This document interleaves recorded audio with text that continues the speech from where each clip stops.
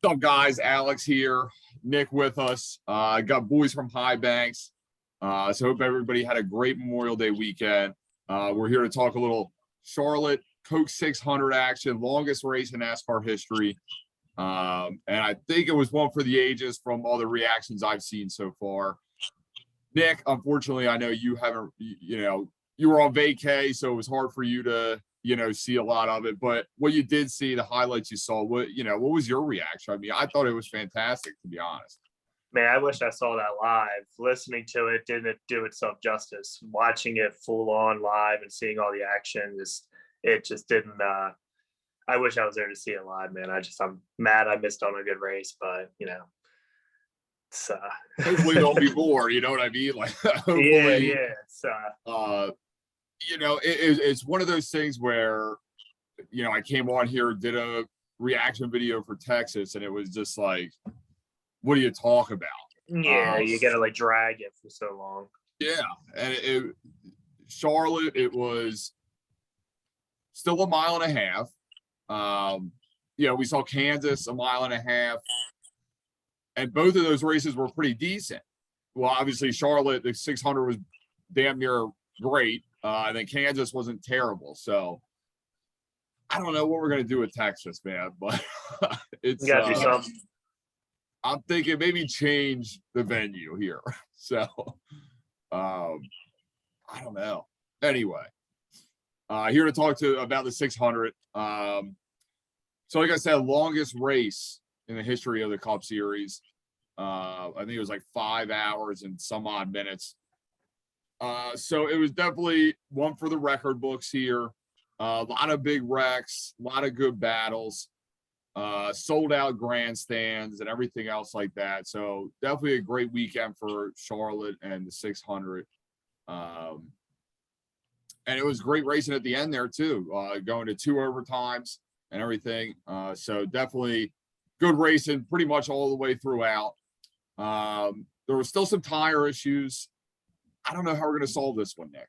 Well, it's just the line, like you saw, like coming off at 2, it always happened in the same spot where the line, it just looked like it was that right front that was just gave Outers the right rear that just blew. It's just one of those things that I feel Goodyear's going to have to go back to the drawing board eventually at the end of the year and kind of do some more testing on these mile and a halves or any type of venue that you feel that is definitely susceptible to these types of incidents moving forward. Yeah, and everywhere they've gone too, there's been tires. It doesn't matter if the track is worn out or a new surface. Even saw it at Atlanta, the tires. Yeah.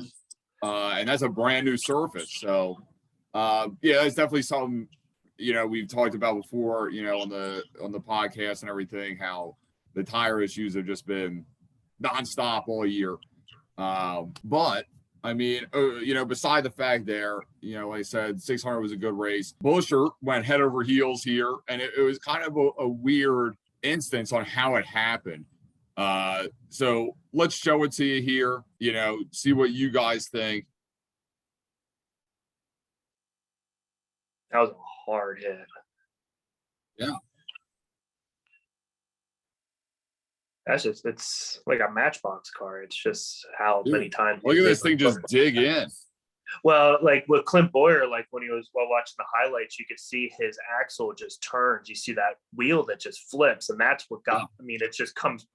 It was just wild. Because it's turf there now. So it's on grass. Okay, you would kind of think it'd be something along those lines where it would dig in. Even Jamie McMurray thought he hit like a drain. Yeah. So, it was just one of those freak kind of deals. But right when it dug in, it was just like, boom, just real quick. Yeah, you just saw that tire just burst and then come off, and just so much of that momentum's going forward. That tire just has to get that little bit, and it just flipped that car like it was nothing. Yeah, so, I mean, thank God he got out of the car okay. Everybody involved in that wreck was okay and able to walk away. Everybody in all these wrecks over the past, weekend was able to walk away. And then obviously we had a big wreck early on with my guy Blaney. And this would have been a hell of a die cast. The car looked awesome. A lot of the cars looked awesome, obviously, with the patriotic paint schemes and everything, and the military men and women that they tribute on the car for this weekend. So all the cars look great, but you know, this one it hurt me going to this one. So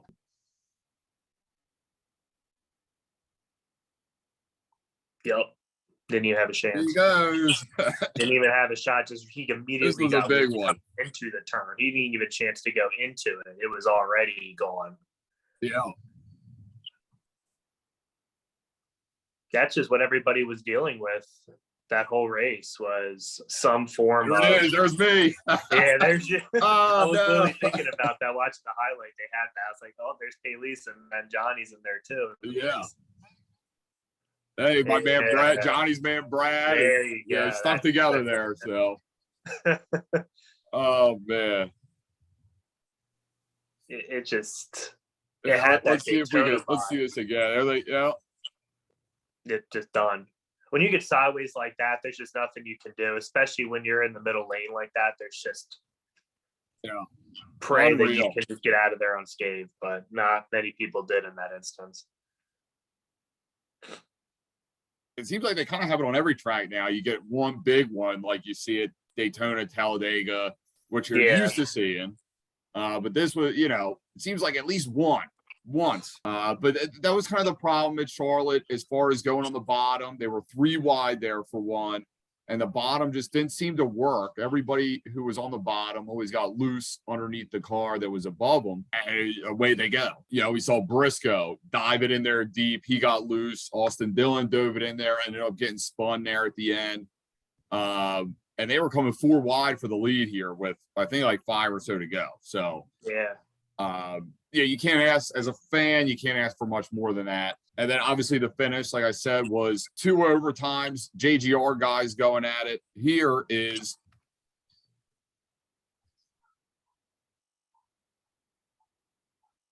Yep, through. Well, that was Chastain. He already had problems because of the previous accident. yeah.